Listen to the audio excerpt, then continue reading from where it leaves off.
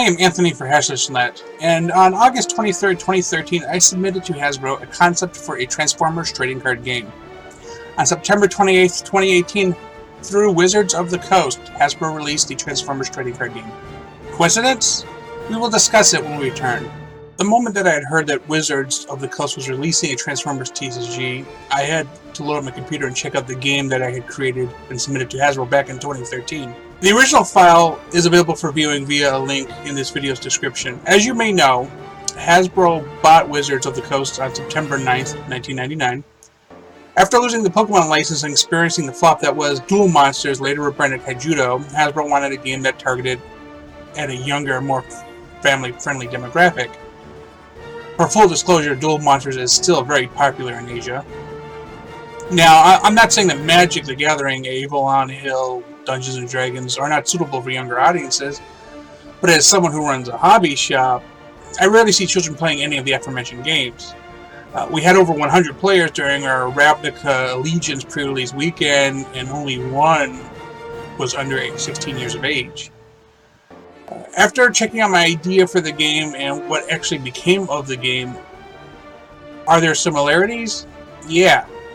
But in this saturated gaming marketplace, how many options are there really in trading card games about transforming robots? Plus, keep in mind that Hasbro owns Transformers and I don't. Sure, they use my concepts for allegiances, rarities, rankings, some field terminology, the concept of robot levels, the ability to farm combiners, offer team bonuses, and certain card limitations. However, they make changes to how to put the robots into play, how the levels add up to limit the number of robots on a team, an infinite deck which shuffles into the scrapyard when emptied, and simplified some of the play mechanics based around attack, defense, health, attachments, and enhancements. Welcome back, and so we're going to start with a small presentation. Now, you can always go into the video's description and download the file which I sent to Hasbro proposing in 2013 what I saw for a Transformers card game. Now, I believe that the version that Transformers trading card game has become is an improved one over what my initial concept was. So, at the time, the toy line was the Universe toy line, and I thought, well, wouldn't it be cool if we made it into a card game? Because, I mean, I was playing Pokemon pretty hard at that point, Yu-Gi-Oh! We started doing Cardfight Vanguard, so I was like, well, we could intermingle some of the concepts. And I figured, well, we just tie in some of the basic mechanics of the Transformers themselves, throw in some basic mechanics from those other games I just mentioned, and see what it would take us. And you see we have allegiances and alignments, good and bad, and Insecticons I put as neutral because they really are just into their own thing. I feel like animals aren't necessarily bad or good, so I figured Insecticons, yeah. But then there's the rare occasion where one Insecticon is super genius, so it's just, you know, whatever. So then, of course, cards have rarities, so that was a given. And then different cards had different color schemes, which here are the examples for robot card on the left, and then the right is supporter. And then different cards for different looks, and as you can see, robots were based on levels. Now, in the current card game, in which I will show you after this, the cards do look different, and if you've ever played the Magic Commander format, the cards for the Transformers are actually larger than the standard size action and weapon and utility and etc. cards for the game. And again, I'll show you after this. But I basically had how long things lasted and how they resolved. And then you see robot levels, their attack ranges, the ranks. The ranks end up as keywords basically in the cards in the current game. And then, of course, current terminology like deck. And then they use the scrapyard terminology, which I was also using in what you see here, but they're using in the general game. And then, of course, deck. They currently have no upper limit, but 40 is their minimum. And my setup had where the bots were shuffled into your deck. Now, keep in mind, Wizards are considered standard size cards, so I was working on that. As you would see, you would shuffle the bots into your cards and then hopefully draw one at the beginning of your turn, and as long as you have a card, you can start playing the game. The current setup of the game is a lot easier than that. You just basically put all your bots out on the field, and just as long as your team is under 20 or 25 or under stars, you're good to go. They never leave the field until they're destroyed or scrapped. So the rules have a couple of differences, such as in the current card game, if you run out of cards, you shuffle your scrapyard and it becomes your deck again. So there is no losing your game because your deck, is gone because you couldn't draw. There is no mulligans because, again, you're not drawing a robot from your deck. So there's no reason to mulligan. So it removed a lot of mechanics that are a thing in Magic and are a thing in Pokemon. And yeah, so they learned from the other games. It's something I didn't consider when I was doing this. So public knowledge things, this is common to all games. The discard pile, anything removed from play. My last conditions, of course, were when you can't draw, when you no longer have any bots, which is true in this game. As soon as you have no bots in the field, the other player wins. And then I did come up with the concept of combiners and how they would work, as long as you get them together and you switch the parts up, but then they could be destroyed or separated in battle. We don't know yet if that's possible in the Rise of Combiner set coming out in March. So it would be interesting to see. The other thing I didn't have was Enigma combination in 2013. I don't even think it was a concept, and if it was just in the comic books.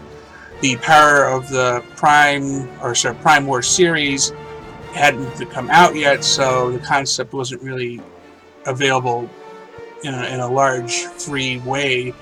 I did have the concept of team bonuses and keywords, as you see here with the Team Prime. Then, of course, I had sets divided up by generations, Beast Machines, Armada, etc., toy lines, movies, TV shows, cartoons, video games. So this is the email I sent to Wizards. Actually, this is it. Oh yeah, so it starts actually back here, and attaches a PDF, most recent draft from a game manual. As you read, takes bits from other popular card games. Usually wondering, did I have the finances to produce it? I didn't. And in 2013, I was working at a hobby shop, which I worked at until 2017. So I was also working at a GameStop.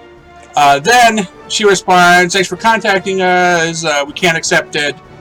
Feel free to pause the video to read it. Blah, blah, blah." Okay. Well, it ended up somewhere. Somebody did something with it, I assume. So here is the Series 1 set, or Wave 1. I feel like the names are interchangeable. I'm a little confused about it myself. Sometimes you see Wave 1, sometimes you see Series 1. This is the booster box. This is the Autobot starter set, which is actually pretty decent. They recommend you. It says 2-player starter set. It's not great as a 2-player. So you can play a battle through it, but you can't play a whole war through it. And let me explain what a battle is. A battle is to the point that all bots are tapped. The moment you untap, you start a new battle.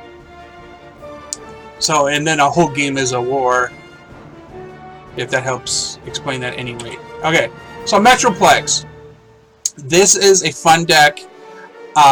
If somebody has a good team to counter it, like super powerful attacks, they can just nail Metroplex, and if you don't get enough turns to bring out the 3 bots that are under him or inside of him or wherever you want to call it, you can destroy them all in one swoop. I mean, not in one attack, obviously, but I mean, really quickly you can take them all out. None of his bots are particularly powerful, but they all give him enhancements that help him do better. I played him twice today, once against and once as, and yoinks. I mean, he's just a fun deck. Here is Rise of Combiners. This is what the booster box is going to look like. I like the kind of the dark scheme here, and you see Predator King on the cover. So they announced Wave 2 back before the holidays, and here is Windblade, and they have her night mode or dark mode or whatever you want to call it. Typically she is a red color with some black highlights. This way she's just mostly black in this case. Here's Nova Star. If anybody was playing part of the Prime series toy line, she was a combinable character. in my case, Alita 1 was the core of the combiner.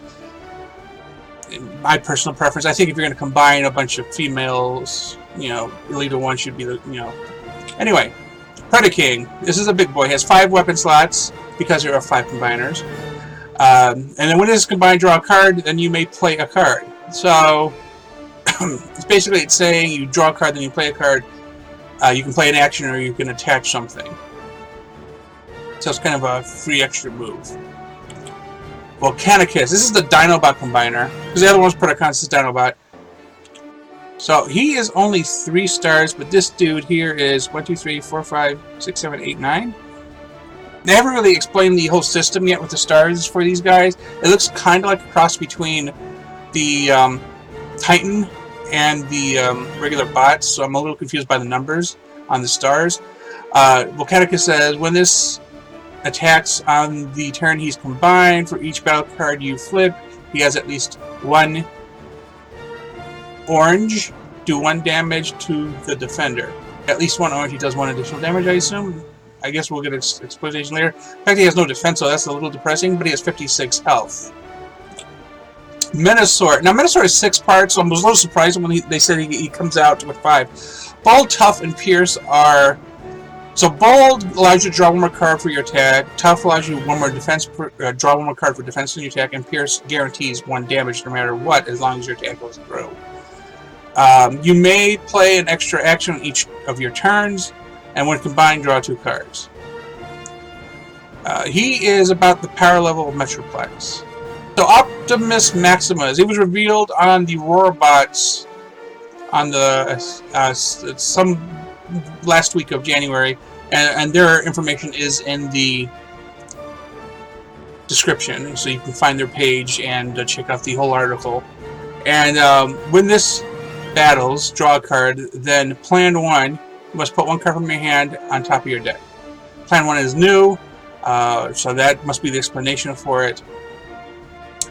But that is Optimus, Hot Rod, Bumblebee, looks like Prowl, Ironhide, and I want to say, I'm not quite sure who the other one is.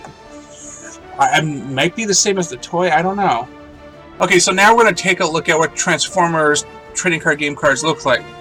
Now, in front of you, you see Megatron, Optimus, and Metroplex, and then you see the standard size cards that include the action and upgrades. So, real quickly, Metroplex has 4 attack, 35 health, and 2 defense. And then he begins the game with 3 characters under it: Scamper, City Patrol, 6-gun heavy weapons expert, and Slammer combat drone. Now, they're all normal Transformers except for Slammer. I believe he doesn't transform. So, when you flip this mode, deploy a character from underneath the battlefield. And when you do, voila, 6 attack, 35 health, 1 defense, and then of course you can see the alt mode alternatives here. When you attack and flip at least 2 white, 2 orange, 2 blue, tap each enemy and do 1 damage.